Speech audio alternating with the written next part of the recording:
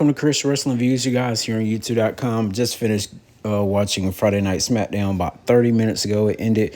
We got Malachi Black that pretty much made his return back to the WWE. A lot of people was wondering, is he going to come back as Alesiter or whether he was going to come back as, have a new name as like Malachi. But anyways, you guys, he looked it stronger. He didn't, have like the little face paint around the eye like he did in AEW.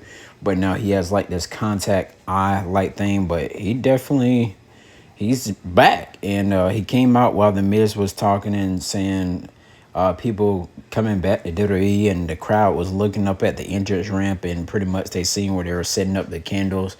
And then, yep, that was Malachi Black. So, Aleister Black. I'm so used to calling him Malachi Black, but he's back. A lot of people are still wondering why we didn't get Buddy Matthews, but Buddy Matthews did sign a 5-year deal with AEW once again. Of course, at the opening of the show, we did have John Cena come out. Right after John Cena came out, we did get Randy Orton to come out as well, and to actually talk to Cena.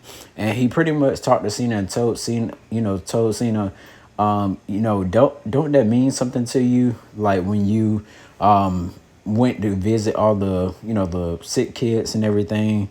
And he said, I know what's wrong with you. What Randy Orton said. He said, I know what's wrong with you. He said, you need some damn kids. He said, that's your problem. And I was like, oh, and it was getting like very personal.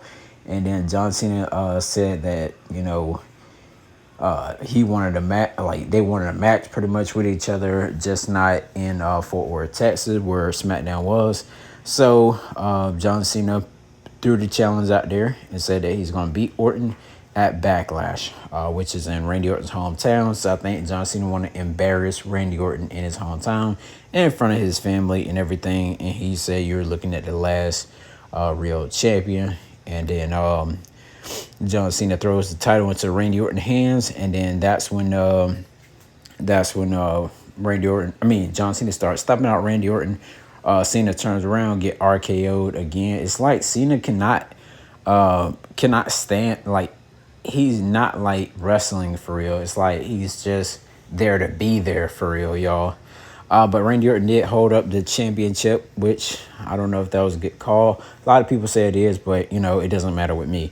Axiom and Nathan Frazier, they call him, I can't remember what they call him. But anyways, you guys, these guys are from NXT. They're some great talent. They did have a pretty good match with Los Garza, which is Humberto Carrillo and Angel Garza. The match was pretty awesome, pretty fire. But yeah, I have to get that match a 6 out of 10. Well, 8 out of 10. Tiffany Stratton, she came out and talked about, her beating Charlotte Flair at WrestleMania. And, that was cool. Jade Cargill came out and said, you never faced me before. And I would like to have a match one-on-one with you. And Tiffany Stratton goes on to say, come on, let's put your money where your mouth is. They ended up, shaking hands and pretty much start off the match. Match continues to go on and go on and go on. And we ended up getting where Jay was setting up for her big boot onto Tiffany Stratton. But Tiffany Stratton, she ended up like slipping on one part of the rope, you guys. And of course, Naomi did come out and attack Jade Cargill in the match. Like she threw her into one ring post, threw into the other one, and was standing behind her screaming. And I was like, wait, what is she doing? It was like she was like beating her. It was freaking crazy, y'all. Tiffany Stratton goes on to stare down at Naomi as she walked back at the entrance ramp. But Nia Jax ended up making her return to WWE. I really didn't like Nia Jax's title reign when she did had the title. The title did look small in her hands. It looked like something I can go buy out of Walmart. But anyways, Nia Jax hits the Annihilator on Tiffany Stratton.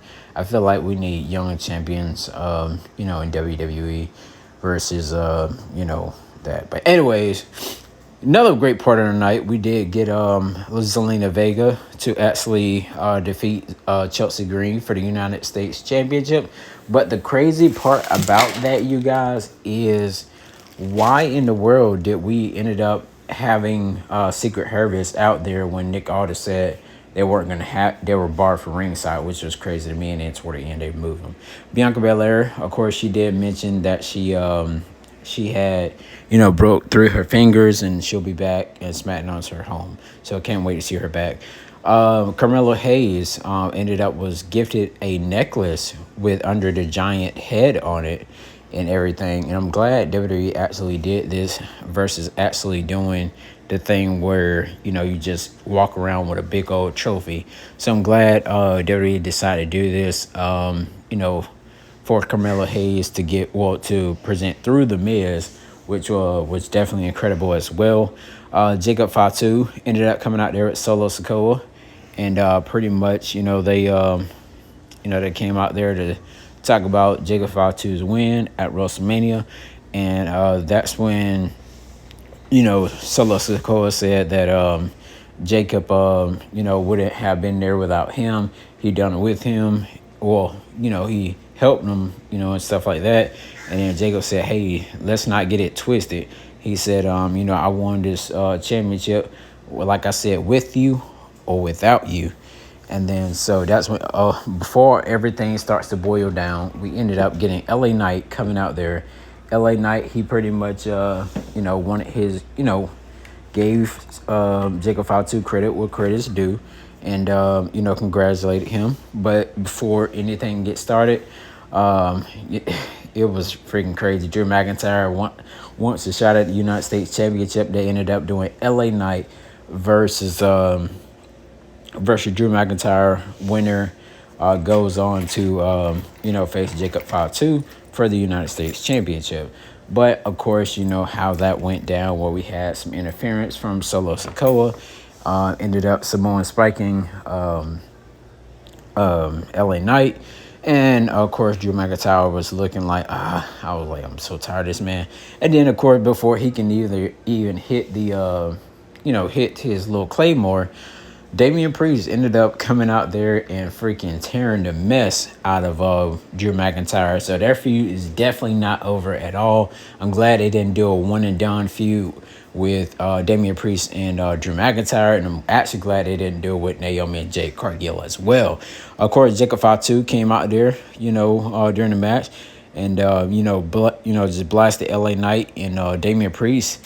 And LA Knight did get like a, face-to-face thing and say, hey, you cost me my match, and so on and so forth. So it looks like not only Jacob actually came out, to, show his title, but he also looks like he's going to have a fatal four-way match going on for that title as well. So we'll see how that's going to go. R-Truth was backstage, and he pretty much talked to John Cena and said he want to be just like John Cena when he grows up, which he is like way older than John Cena, probably like by 5 or 6 years extra.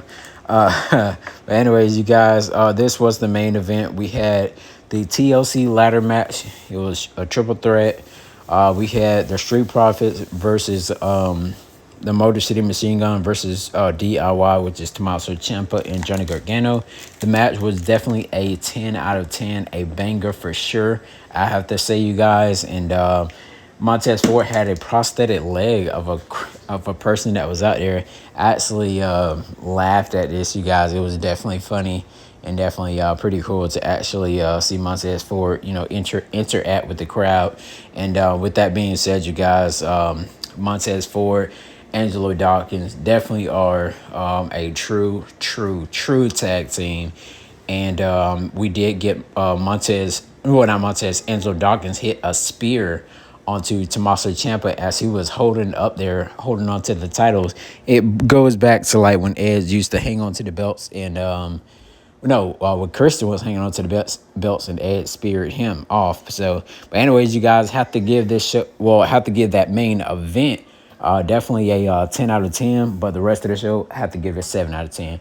Let me know your ratings on the show down below in the description. Till next time, you guys, I'll see you guys here on Chris Wrestling Views here on YouTube.com. If you're watching this on TikTok, follow me at Chris